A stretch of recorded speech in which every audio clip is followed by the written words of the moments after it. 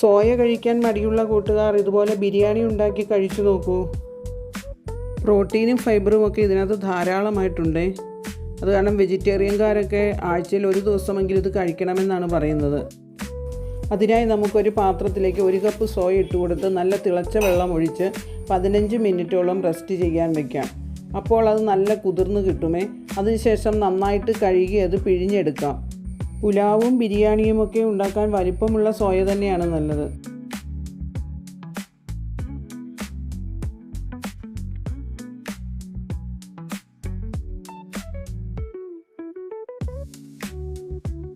നമുക്കിനി അത് മാരിനേറ്റ് ചെയ്യാം. പുളി കുറഞ്ഞ 2 ടേബിൾ സ്പൂൺ കട്ട തൈര് അതിലേക്ക് ഇട്ട് കൊടുക്കുന്നുണ്ട്. 1/2 ടീസ്പൂൺ മഞ്ഞൾപ്പൊടി ഇട്ട് കൊടുക്കാം.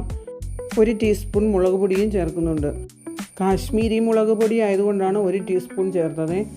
ആവശ്യത്തിന് ഉപ്പ് ഇട്ട് കൊടുക്കാം. കുറച്ച് ജീരകപ്പൊടിയും ചേർത്ത് കൊടുക്കാം. മസാലകളെല്ലാം നന്നായി സോയയിൽ പിടിക്കാൻ പാകത്തിന് എല്ലാം കൂടെ ഒന്ന് കുഴച്ചു കൊടുക്കാം. ബിരിയാണിക്കുള്ള ബാക്കി ചേരുവകൾ റെഡിയാക്കും വരെ നമുക്കിത് റെസ്റ്റ് ചെയ്യാൻ വയ്ക്കാം. ഈ സമയം തന്നെ ഒരു പാത്രത്തിലേക്ക് 1 കപ്പ് ബസ്മതി അരി കൂടി കുതിരാനിടുന്നുണ്ട്.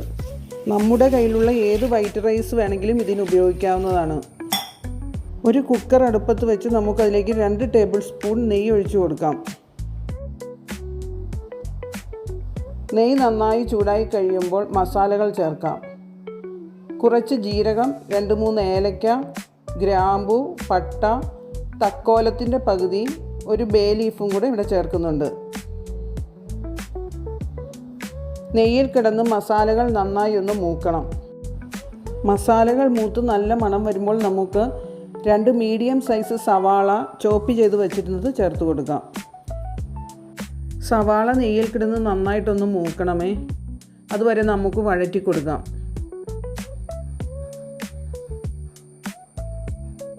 അത്യാവശ്യം ഒരു നല്ല ബ്രൗൺ നിറമാകുന്നിടം വരെ വഴറ്റണം. ഈ സമയം നമുക്ക് ബാക്കി ചേരുവകൾ ചേർക്കാം. ഇനി നമുക്ക് പച്ചമുളക് അരിഞ്ഞത് ചേർത്ത് കൊടുക്കാം. ഇവിടെ 2 പച്ചമുളക് ഞാൻ അരിഞ്ഞത് ചേർത്തിട്ടുണ്ട്. 3 മീഡിയം സൈസ് തക്കാളി കൂടി ചേർത്ത് കൊടുക്കുന്നുണ്ട്. എല്ലാം കൂടെ നന്നായി ഒന്ന് വഴറ്റി കൊടുക്കാം. തക്കാളി ഒന്ന് വെന്തുടയുന്നിടം വരെ വഴറ്റണേ. അത്യാവശ്യം നന്നായി ഒന്ന് വെന്തുടയുമ്പോൾ ബാക്കി മസാലകൾ ചേർക്കാം. ചെറിയ സ്പൂണിന് മഞ്ഞൾപ്പൊടിയും മുളക് പൊടിയും ഞാനിവിടെ ചേർക്കുന്നുണ്ട്. നേരത്തെ നമ്മൾ കുറച്ച് മുളകും മഞ്ഞളുമൊക്കെ ചേർത്തിരുന്നത് കൊണ്ട് അതനുസരിച്ച് വേണം ഇപ്പോൾ ചേർത്ത് കൊടുക്കാൻ. 1 ടീസ്പൂൺ ഗരം മസാലപ്പൊടിയും ചേർക്കുന്നുണ്ട്. എന്നാൽ കുറച്ച് മസാലകൾ മുന്നോട്ട് നിൽക്കുകയും വേണമേ, എങ്കിലേ സോയയ്ക്കൊരു ടേസ്റ്റ് വരികയുള്ളൂ. മസാലകളെല്ലാം നന്നായി മൂത്ത് മണം വരണം.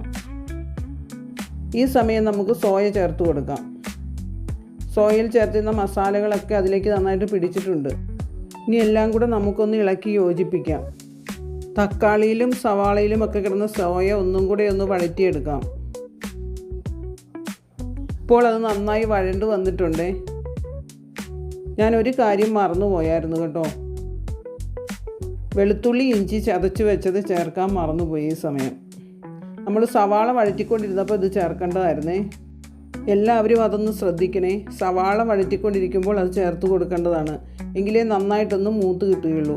ഞാൻ സോയ എല്ലാം കൂടെ ഒരു സൈഡിലേക്ക് നീക്കി വെച്ച് കുറച്ച് നെയ്യ് ഒഴിച്ചിട്ട് ഇഞ്ചിയും വെളുത്തുള്ളിയും ചതച്ച് അതിലേക്ക് ഇട്ട് കൊടുത്തൊന്ന് മൂപ്പിച്ചെടുത്തു. അതിനുശേഷം എല്ലാം കൂടെ ഒന്നും കൂടെ വഴറ്റി കൊടുത്തു. വെള്ളം നന്നായി വറ്റിയിട്ടുണ്ട് കേട്ടോ.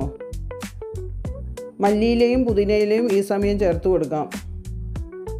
ഇത് ചേർക്കുമ്പോൾ പ്രത്യേക ഒരു ഫ്ലേവറാണ് കേട്ടോ വരുന്നത്. എല്ലാം ഒന്നും കൂടി ഇളക്കി യോജിപ്പിക്കാം.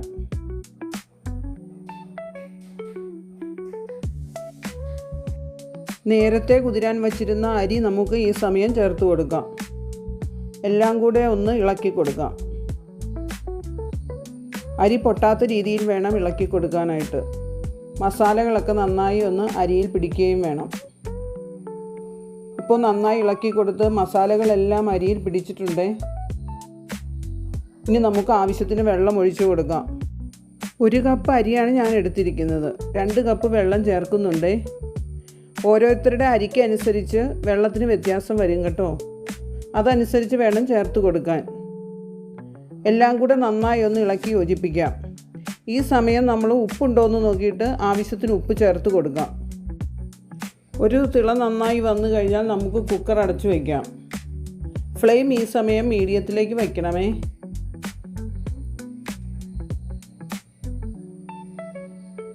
ഒരു 2 വിസിൽ വരുന്നിടം വരെ നമുക്ക് വെയിറ്റ് ചെയ്യാം.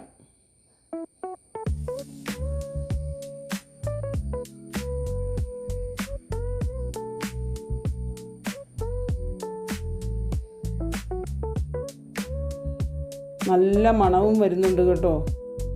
എല്ലാം കറക്റ്റായിട്ട് വെന്തിട്ടുമുണ്ട്. പ്രോട്ടീൻ റിച്ചായ സോയാ ബിരിയാണി എല്ലാവരും ഒന്ന് ഉണ്ടാക്കി നോക്കൂ. കുട്ടികൾക്കും മുതിർന്നവർക്കും എല്ലാവർക്കും ഒരുപോലെ ഇത് ഇഷ്ടപ്പെടും. എല്ലാവർക്കും ഇഷ്ടപ്പെട്ടെങ്കിൽ ലൈക്കും ഷെയറും സബ്സ്ക്രൈബും ചെയ്യാൻ മറക്കരുതേ. കൂടെ കമൻറ്റും ചെയ്തേക്കണം കേട്ടോ.